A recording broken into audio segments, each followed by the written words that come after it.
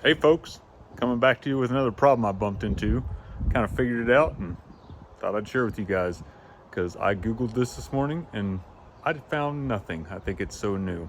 So let me take you and show you. So this is a 2024 GMC Sierra 2500 AT4. And yes, it has the Duramax engine. Looked all over for this truck. Right now, this exact model in this color with all the accessories is very difficult to get. Had to drive several hours to West Virginia yesterday to get it. Got home, and this morning I was trying to set up my own profile, and that's where the problem started. Let's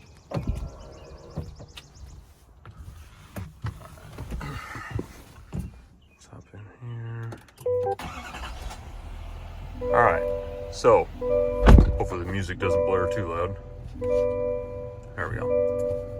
So straight up, this right here, the infotainment center, is the reason I bought this truck. I wanted an AT4, but I was gonna get like a 2022 or 2023. And then they came out with these. This center console, everything is different. The wireless phone charger's under here. This one's got the heads-up display, all the widgets, right?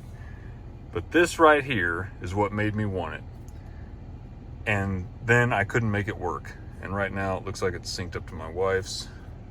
Let's get to mine. There we go. So that right there, what I just showed you, is what you're gonna be trying to set up. And if you have the same problems as me, you won't be able to do it because it's still in the dealership mode. So bottom line, I got home this morning and found out that my truck is still in demonstration mode. It said guest on the little thing, and you can change the name of guest, but you cannot make that your own profile. Because every time you turn the truck off, it's gonna forget everything, your phone, everything you just did, it will forget it every single time, which is annoying. So I looked it up, I found nothing. If maybe I'm the first person talking about this, I don't know. I hit the OnStar because they have to set it up at the dealership, which we thought we did. They told me that they have been experiencing this and that I could put it into, there's like a safe mode, and I could make it work, but it would say safe mode on my screen, which I didn't just pay $90,000 for, a thing that half-ass works. So I didn't like that. Called the dealership. They tried hard. They went through everything. They're sitting out in the trucks they had on their lot. They're trying to figure out. Finally, we had the discussion, and I said, well, what if we killed the power to it? And one of the guys came back and said, yeah, pull the negative power cord off the battery and it should reset it. I guess they called their mechanics or something and got the okay, because this thing is so technological. I did not want to mess that up. So that's what I wanted to show you guys. Now, some of you are like, well, duh, right? Okay, good for you. Go do it then. For those of you who have this truck and don't understand what that means, I'm going to show you. It's pretty easy. You need a couple of tools.